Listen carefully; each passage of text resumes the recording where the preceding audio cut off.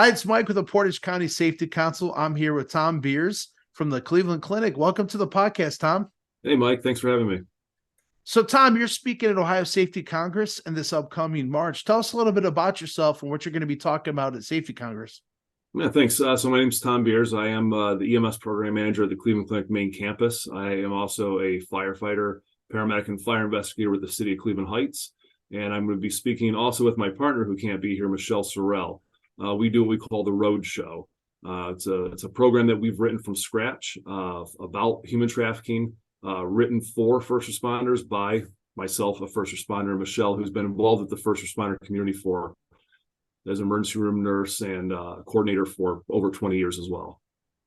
That's exciting. And I love this topic because I think there's a lot of confusion and gray area around it. And I think it's something that everyone could get passionate about. And I think most people are when they hear the word human trafficking. I mean, no one celebrates and likes that. So they're kind of like, but there's a little tension there and exactly clearly defining what that is.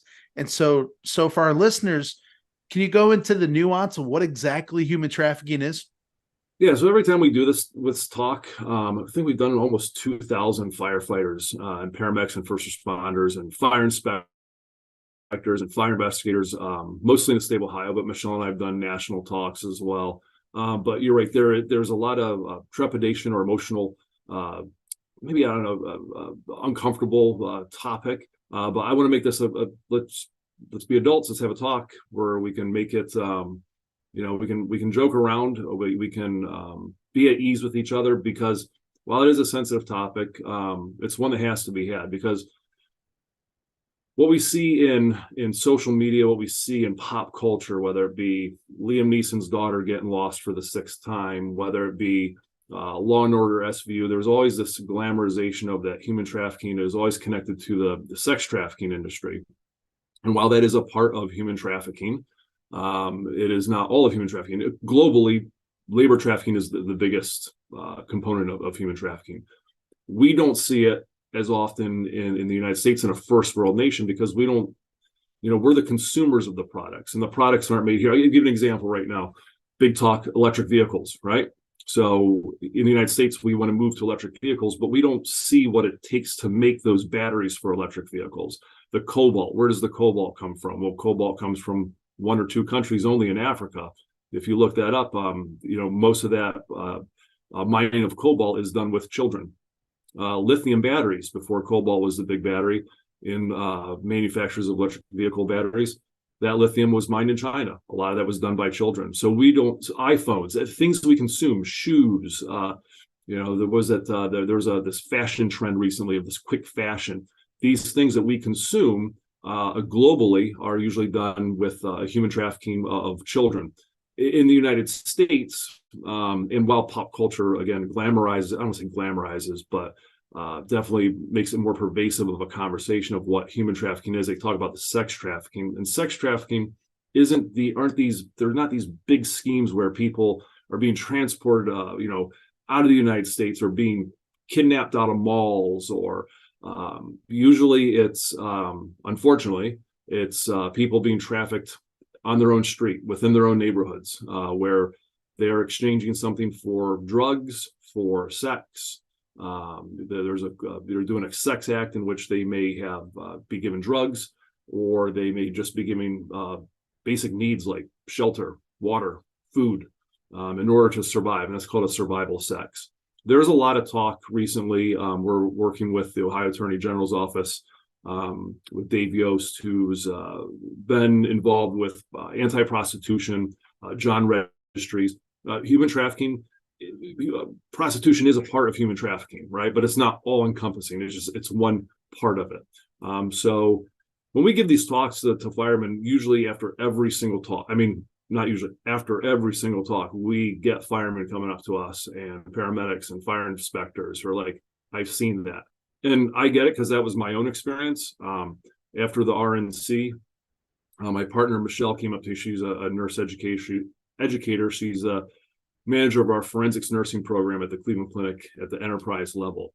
And so forensics, for a lot of our public safety folks, may think of like SANE, sexual assault nurse examiner, but it's so much more than that. And so then it's called forensics nursing. So she came to me after the RNC and was giving me these cases of EMS patients that were brought in during the RNC that were brought to Northeast Ohio for sex trafficking, for prostitution schemes.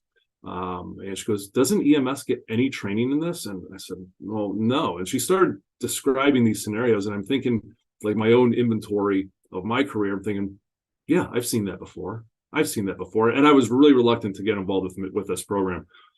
And then I realized, okay, we really have a problem. We have got to do some type of education, because in Ohio, if you're a barber or if you're a nail technician, you have a cosmetology license, you have to have continuing education hours as well. And you have to have so many hours in education in human trafficking. But to be a paramedic, to be a firefighter, to be a police officer, to be a fire inspector or a fire investigator, you don't have to have any of that training. Yet we have this power that we don't talk about. And I told Dave Yost, the Attorney General, the same thing. I said, EMS and fire, public safety in general, is the number one untapped intelligence resource in the state of Ohio. Why? Because we have warrantless entry. People call us all the time to fix their problems. So if you have someone that you're trafficking, whether on the labor side or on the sex side, and they look at the people that they quote unquote own as objects. So think about like your own car. If your car is broken down, what are you going to do? You're going to take it to an auto shop to get repaired. Maybe it's so broken that you have to call a tow truck, right? Because you don't want to deal with it. You don't want to drive. They look at the same. They look at people as these products as things, non-humans.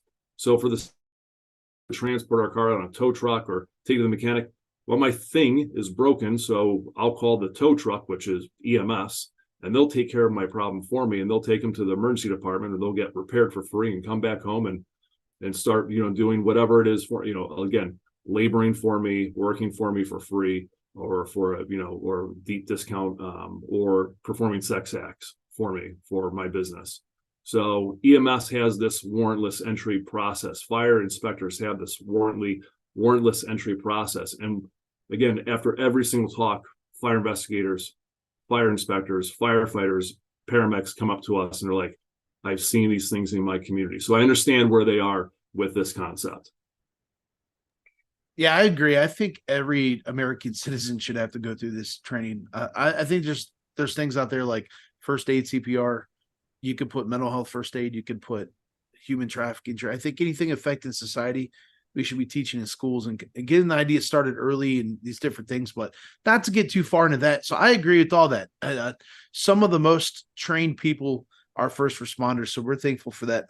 Let's kind of break up the human trafficking like nuance a little bit.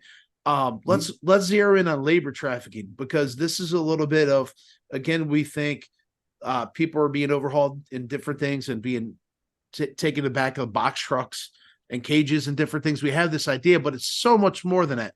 And when I studied this before a couple of years ago, we brought some people in from Summit County. They made us aware, like in Northeast Ohio, there's a farm that got in trouble because they hired a third-party labor company to bring in immigrant workers. Well, found out, they claimed they didn't know, but the immigrant workers were being mistreated. They were being told, if you do this, they provided housing. They held that over the immigrants' head. All these different things were going on. And so they didn't investigate the company that were bringing them in. So they got in a little bit of trouble there. So let's go into that labor trafficking. Let's explain some of this stuff just a little bit for people that may not make that connection with that language to what that actually looks like practically. And to the degree to where some of our employers in Northeast Ohio or throughout the state or America may not realize that they could be involved with that and have no idea. Yeah, so those are called labor brokers. Again, in pop culture, they'll call them, like, there's coyotes who will, transfer people over international lines. And yeah, I live in Northeast Ohio. My wife used to work on an agricultural farm. She's a farm girl. She's a country bumpkin girl.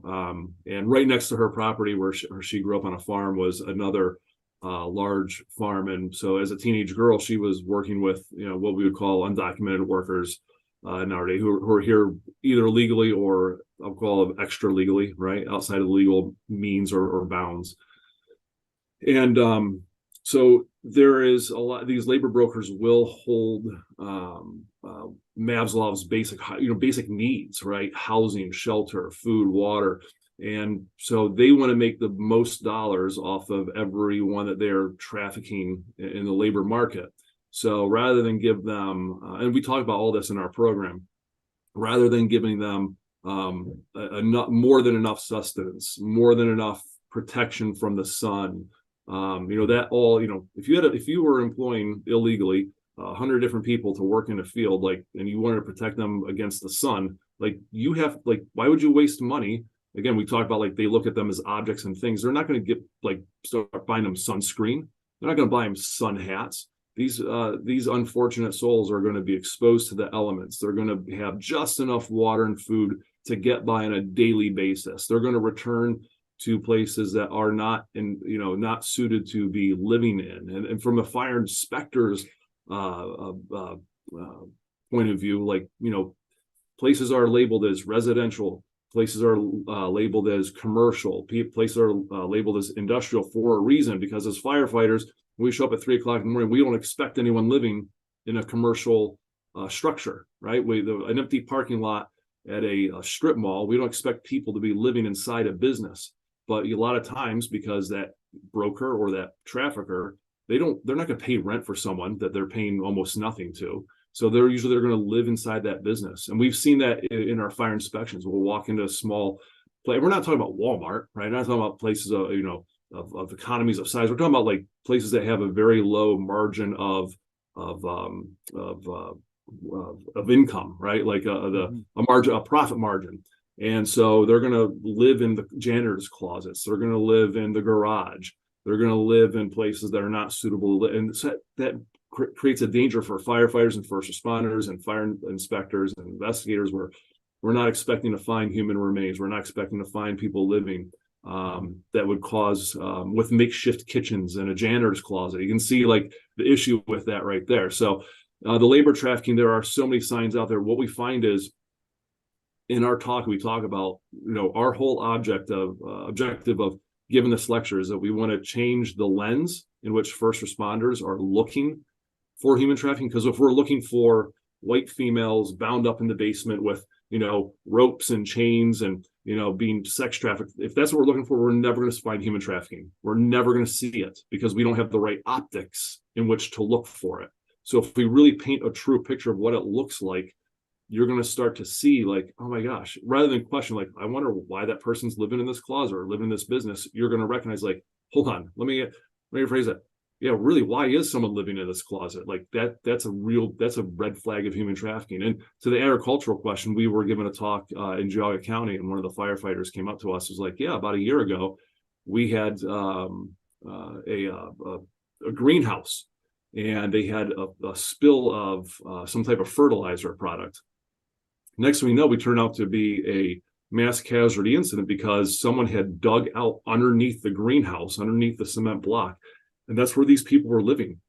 And so all of this ammonia, which, is heavy, fell to the lowest spot and was filling up and choking out these folks that were living underneath.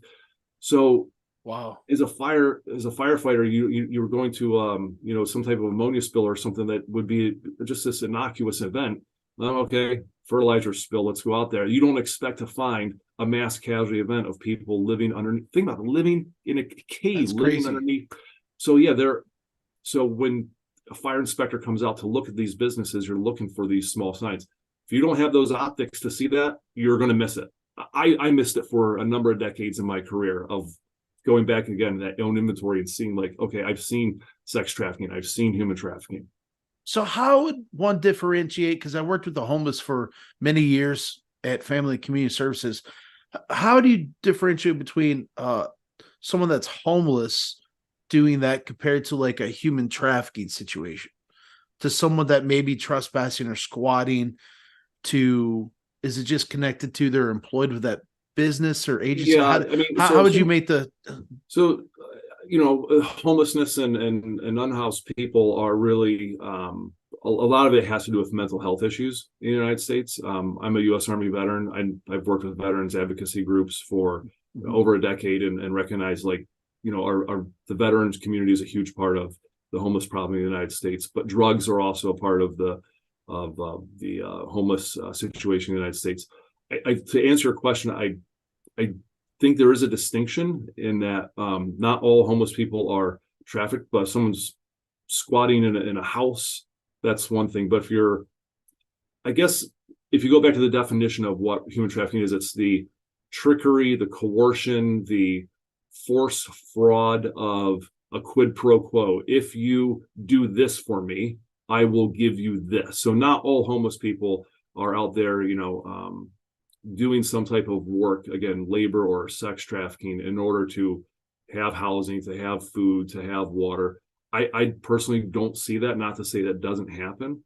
I think that homelessness and being unhoused definitely is something that people could exploit in order to get people to work for them, perform some type of labor or sex act for them, because traffickers do exploit the vulnerable in our society. Again, it's something we talk about in our program. So I think there is a distinction between the two, but yes, traffickers could potentially and probably do go after unhoused folks in order to, again, do that quid pro quo. Hey, you're living on the streets. You have almost nothing. You have none of your basic needs being met. It's cold. It's wintry. Like, if my partner calls that survival on the sex trade. Like, that's survival sex. People, exchanging sex acts just for survival too. So there is some of that, but it's not, again, just like the prostitution question, it's a small piece of it. Right. And, I knew someone that was a victim of human trafficking, and it was through an employer. And it kind of opened my eyes to like some of the advertising you see on job sites. For example, what she did was go around and sell magazines. I don't even think that's relevant anymore, but like it was not that long ago, but they used to have magazine sales folks that went around, and you remember we used to get them in the mail all the time. And Mm-hmm. I don't know if they're still around, but they would go door to door. So they would say like, make money, make $30,000 a year, selling magazines or traveling the world and having fun. And they would kind of advertise this great marketing job that didn't require experience or degree. And then they get hooked in it, and then they go around, and then they're stuck in a 15-passenger van and going city to city, door knocking with hotels. She was telling me, and I was like, okay, but if you did that, how's that human trafficking? I was kind of going through. She's like, oh, once you got in, they wouldn't let you leave. Like, her particular employer got to the point where like, we're not going to take you home. We're going to, if you don't do this, they would like literally have this physical violence. The coworkers have physical violence if they didn't listen to the supervisor, and vice versa. There's all these different things. And then they would just drop you off in a random city because you're part of their van and they fed you. And if you didn't do what they told you, they would just drop you off. And so even the danger of job ads sometimes, of going on and legitimately going, I would look at those job ads when I was in college. Like, I like to have fun. I would like to go travel, I would and make then $50,000 a month.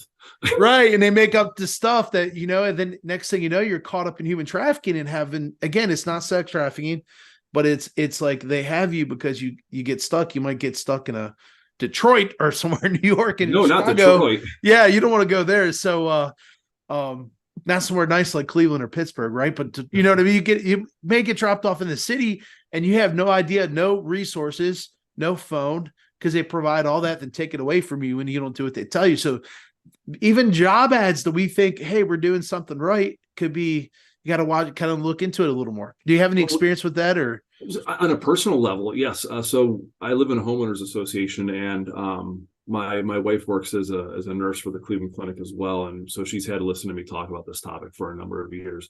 And during the winter, we had some kids come in that were not from our neighborhood, and they were selling candy. Like, this is the type of candy you can buy at Dollar Tree, right? Like, right. You go to Dollar Tree before you go to the movies, Mm-hmm. right? You get like a box of I don't know Skittles. anything about that. Oh yeah. So they would sell like candy bars and Skittles and these other items for, instead of $1, they'd sell them for like $2, or they'd sell popcorn. And so what we found out was that they were actually being dropped off from another, similar to your story, dropped off in a van stating that they're raising money for some football program that nobody had ever heard of. That was definitely not it wasn't even our county. And so doing some research, I was able to backtrack that they had a name for this football program, and the football program, when I did some research, came back to like a house in a unsavory neighborhood. It was like, but these kids were out there in the middle of winter with like no coats, no hats. No, again, it goes back to where we're talking about labor trafficking. Like, why would you give your laborers more than enough to survive? Because that cuts down your overall costs. So on a personal level, yes, we've seen that to what you were just saying about your friend who is doing the magazine sales, and you just get trapped in these schemes where your survival is connected to your ability to produce whatever that labor is. Right. And if you're coming in this and you're from poverty, especially, you're just more susceptible to be victimized, right? Because you may not have the credit card right to get you a plane ticket home or whatever it is, Yeah, the traffickers definitely prey on the vulnerable. So they prey on folks that are homeless, they prey on folks that are addicted to drugs. And I know my partner does not like this term, but I'm a fireman, so I can be uncouth sometimes. It's slavery, right? It's a modern form of slavery. And we think about like the colloquial concept of slavery, we picture chains and people being bound, and well, they still are, but the chains themselves are invisible. Those chains are an emotional dependence upon your trafficker, or a lot of times, unfortunately, those chains are drugs. So we've seen stories in cases where people are transported longer distances to another area that they're unfamiliar with. And again, we talk about like that hierarchy of needs, right? Your food, shelter, water is your basics. But as anyone, like I think, Mike, based upon, what I've gathered from your background already, maybe some of the folks in our audience, we recognize that drugs take over that. Like, you don't want food, you don't want water, you're going to put all your money and all your efforts into getting drugs. So when you're transported along, to a faraway place, you have no support system, you have no family, you have no friends, and the only person that is your drug dealer, who is also your trafficker, because they give you the drugs for the labor or sex trafficking that you're doing. Like, you can try to escape, but you're going to be out of that house or out of that building for 30 minutes. And what's the first thing that you want? Do you want water? Do you want food? Do you want shelter? No, your brain has been over. You're like, I need drugs. And the only place where you can get drugs is through that invisible chain that's connected to you, which is your trafficker. And you're going to stay in that scheme just to meet that function that your body needs, which is that drug. So we say that the drugs are the invisible modern day chains of slavery and human trafficking. Yeah, I don't know anyone that could disagree with that at all. That's good. And I think earlier on you made a good distinction between someone going through some things like a homeless person and someone being coerced into feeling like they're in prison or enslaved to a situation they can't get out of. And that's a good clear line there to kind of differentiate between those two worlds. And again, those vulnerabilities, homelessness, it could be poverty, it could be a drug or addiction, it could be also a psychological taking advantage of someone psychologically and manipulating them. So if someone has, like, we talk about the LGBTQ community being manipulated. So if you're a teenager who hasn't revealed, and this, again, there's a terrible case we talk about in our program where, if you're holding this secret about your sexual identity, someone can exploit that. Say, hey, listen, I'm going to reveal you to your friends and family, and they're all going to not like you, and they're not going to accept this unless you do this for me. And they exploit that for them. Yeah, we're talking. There's a lot of news stories. We had a situation here 5-10 minutes down the road from where I live about a suicide based from sex extortion, and it made like headline news, and it was a terrible tragedy for our city and our local school system. Hudson? This one was Streetsboro, but there's probably more than one in our area. The same one. There was a terrible story. The young track star. Good looking kid, smart. He had friends. Like, it was, didn't hit the profile of what you would imagine someone in that frame of mind, I guess, or mental health struggle would be, but got caught up in this. And that's the bad side of this. This is the real downside, I think, is those psychological chains, like you said, are just just as bad as if we had physical change. I mean, it to our brains and our emotions in modern society, there's not much of a difference. And I'm not undermining slavery or any travesty of No, it. no, I didn't think it, but it is what But it is. The times have changed. The technologies have changed. Like yes, manipulating people over the internet, or this extortion, which is a whole nother topic, a whole nother criminal enterprise, which I'm just starting to kind of learn more about. We gave a talk at Case Western Reserve to their EMS. They have students that volunteer and run a 911 service on the campus. mm-hmm. And so Michelle and I went there and we're talking, and afterwards, a couple of students were saying like how pervasive an issue that is on college campuses now. And I have 4 boys, 18, 16, 16, and 14. They're all the college age, and I have 2 nephews that are just went to college. Like, this is an issue. Like, my biggest problem in college was like, who had the lowest price on Milwaukee's Best? Like, that was the biggest problem I had to deal with. 6.99 a case, baby. Yeah. I went to the University of Dayton, so they Terrible. sold that thing by the Terrible. barrel. Yes, but that should be a whole health topic. Don't drink that crap.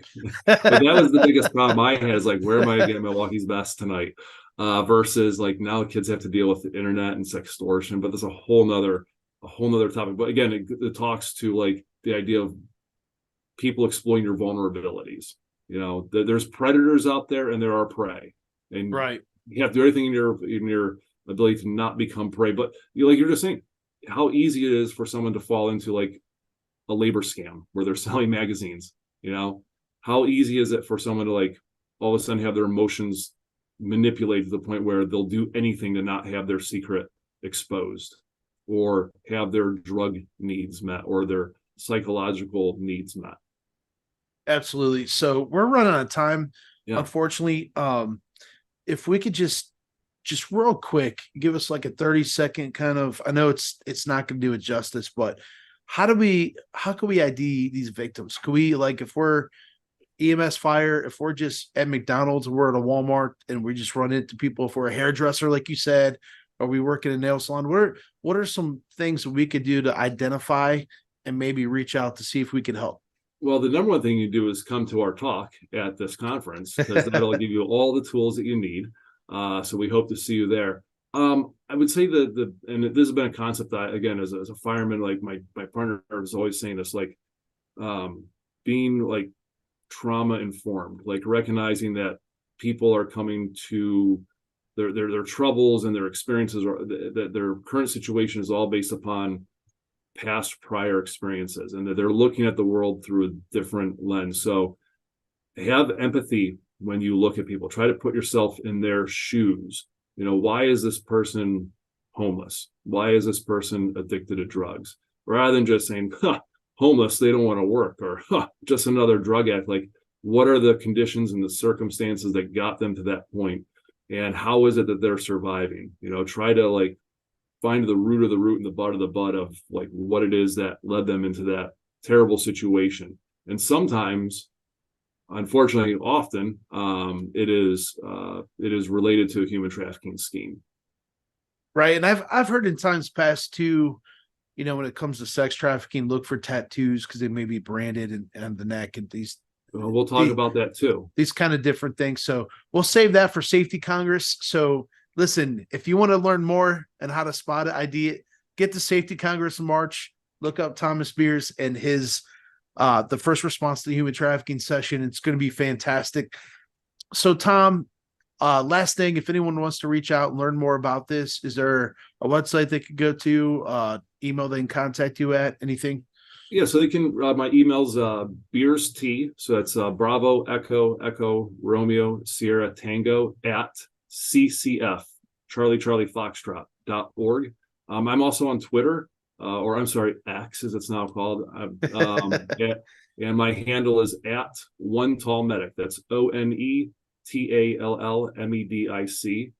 And you can find me there. We also have the Cleveland Clinic also has a free bank of educational resources for firefighters and paramedics, and that's at www. Do I have to say that anymore? www. I don't think you have to say that anymore. Yeah, it's at ccfems.org.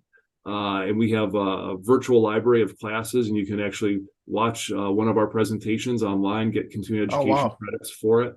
But hopefully in the next couple of years, hopefully next year, we're going to have a module through the state of Ohio EMS division, to where any firefighter and paramedic and first responder can go on and watch a program similar to what we'll be giving at the conference.